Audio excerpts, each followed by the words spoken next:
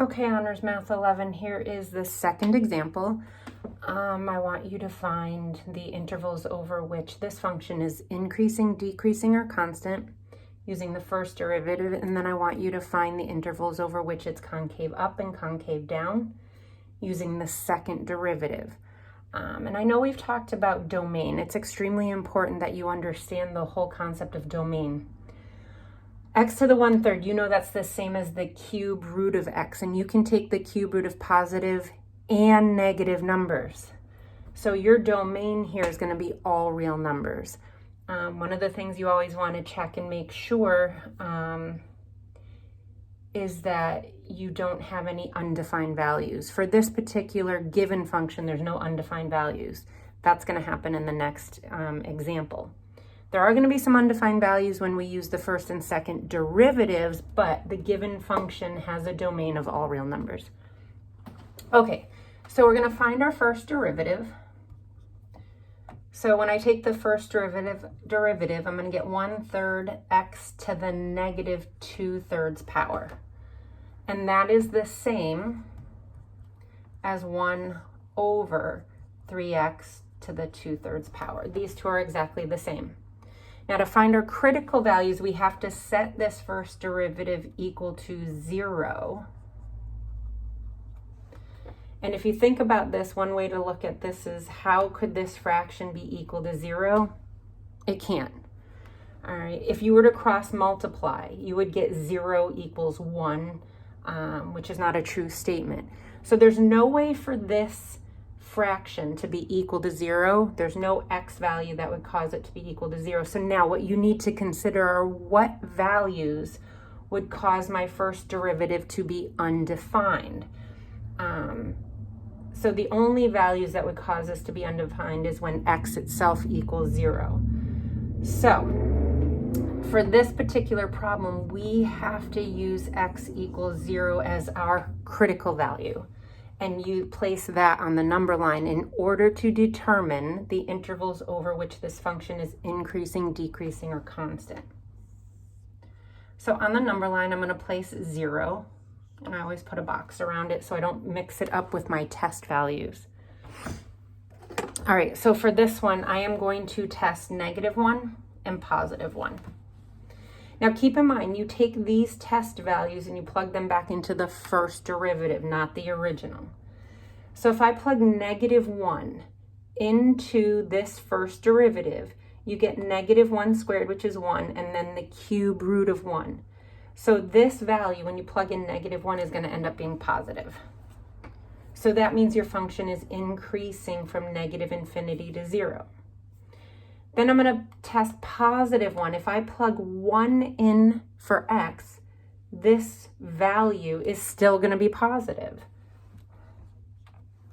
Because they're both positive, that means my function, my original function, is increasing from -infinity to +infinity. There are no relative maximums or minimums. So I'm going to put this, increasing from -infinity to +infinity.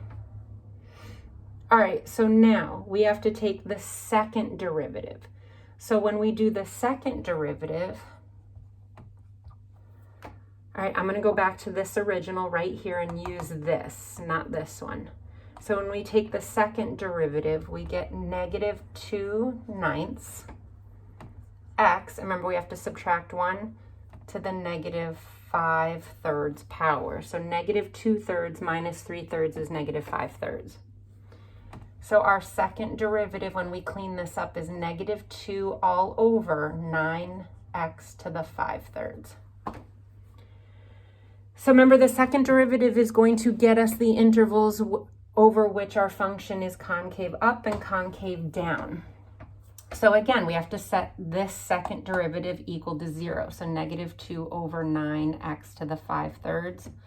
There is no x value that would cause this fraction to be 0. Right? Again, if you cross multiply, you'd get 0 equals -2. That's not even true. So just like the first one, you have to consider what values of x would cause this fraction to be undefined, x's that are not in the domain. And just like the first derivative, 0 is still a critical value. So I'm going to put 0 on the number line and test -1 and +1 again, just like I did here. But keep in mind, -1 and +1 have to be substituted in for x into your second derivative. So if you take -1 and plug it in for x, you're going to get -2 over -9. A negative divided by a negative is a positive. So we get a positive here. So that means we know from -infinity to 0, our function is going to be concave up.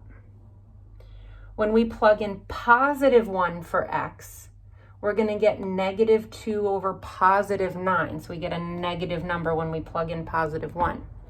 So that means our function is going to be concave down from 0 to +infinity.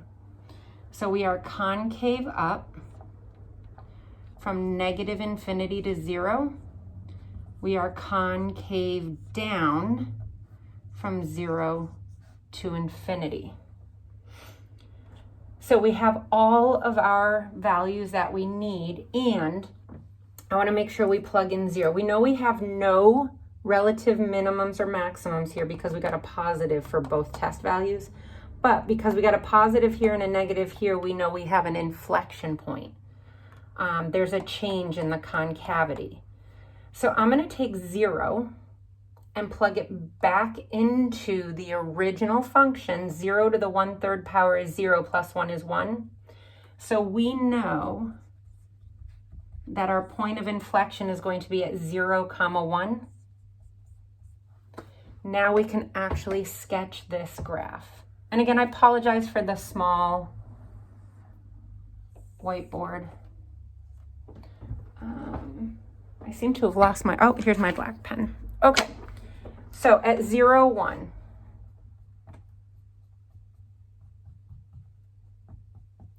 we know at 0, 1, we have our inflection point. We know our function is increasing and concave up, all right, from -infinity. Well, it's increasing the whole time, but from -infinity to 0, not only are we concave up, but we're increasing. So our function is going to look like this. We are concave up, but at 0, 1, we become concave down, but the function is still increasing.